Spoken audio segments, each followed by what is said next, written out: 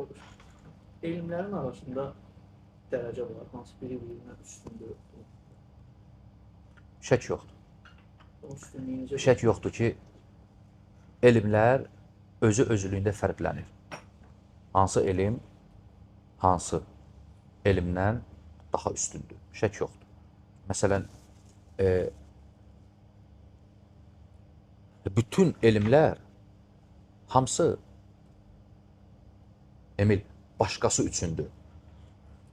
Yəni, vəsilədir. Gəlib nəyəsə çatmaq üçün, bir elmə çatmaq üçün, bir şeyə çatmaq üçün. Bütün elmlərdə budur məqsəd. Əsas özü özlüyündə güdülən, məqsəd olan elm Allahı tanımaq elmidir. Təvhid elmi. Kimdir Allah? Əsmə və sifət. Təvhidi elmi. İşte bütün elmlər hamısı buna yaxınlaşmaq, buna çatmaq üçündür. Bunun üçün qəsd edilir. Amma bu elm özü özlüyündə muraddır və ən şərəfli olan, ən fəzilətli olan, ən üstün elm də Allahı sənə tanıdan elmdir. Bildirən, öyrədən elmdir. O da hansı elmdir? Ad və sifətlər, əl-əsmə və sifət. Təvhidi, bu elm. Yəni, çünki bu elm sənə kimi tanıtdırır? Allahı. Adlar, kimin adları? Allahın adları. Kimin sifətləri? Allahın sifətləri. Bundan uca, bundan şərəfli, bundan üstün elm ola bilməz. Ona görə alimlər deyirlər ki, Allahın insana verdiyi ən böyük müvəffəqiyyət, tövfiq. Ən böyük tövfiq sənin üzərində Allah səni müvəffəq edib, bu elmi, Emin, bu elmi sənə sevdirməsi ilə.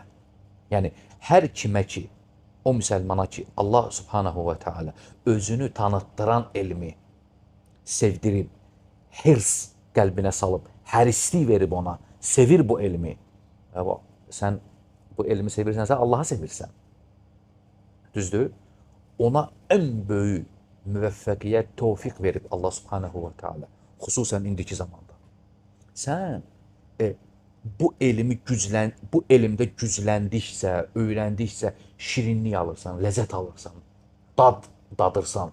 Niyə? Çünki Allahı hər dəfə daha çox tanıyırsan, daha çox bilirsən, daha çox öyrənirsən Rəbbini. Ona görə insan çalışmalıdır ki, bu elmə daha üstünlük versin. Daha çox. Çünki bu elm səni birbaşa Allahı tanıtdırır. Allah subhanahu və teala bu qapını, bu hirs, hərisliyi, bu tövfiqi, müvəffəqiyyəti kimə veribsə, bəxş edibsə, ona ən böyük nemət verib. Ən böyük nemət verib ki, o insan bu elmi sevir, dalınca düşür, öyrənir və darıxır öyrənmədikcə. Ona görə daim çalışır ki, bu elmi öyrənsin. Çünki sənə Allahı tanıtdırır, öyrədir bu elm. Şək yoxdur ki, bu elm bir mənalı olaraq ən şərəfli elmdir. İmam İbn Qeym rahimehullah bir çox kitablarında deyir bunu. Əs-Səvaiqul Mursələ kitabında da deyir ki, bütün rəsulların, peyğəmbərlərin gəlməsində, göndərilməsində məqsəd insanlara Allahı tanıtdırmaq olub. Tanıyandan sonra ibadət. İbadət. Çünki niyə Emil? Sən tanımadığın Rəbbə necə ibadət edə bilərsən ki? Mən deyim ki, sənə İbrahim, get Allah'a ibadət elə. O Allah barəsindəki, o Allah barəsində bilmirsən heç nə. Sən necə ibadət edəcəksən ki?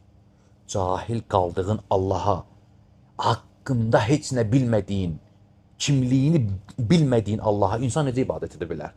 Mən bilmirəm kimdir Allah. Deməli, məqsəd Allah'ı bilib, tanıyıb, ona boyun əymək, ona ibadət etməkdir. Yaradılış məqsədi. Ona görə Allahı bilmək, Allahı tanımaq da nədir? Bu elmi, əsma sifət təvhidini daha çox güclü, daha çox bilmək qəsd edilir. Allahu a'lam.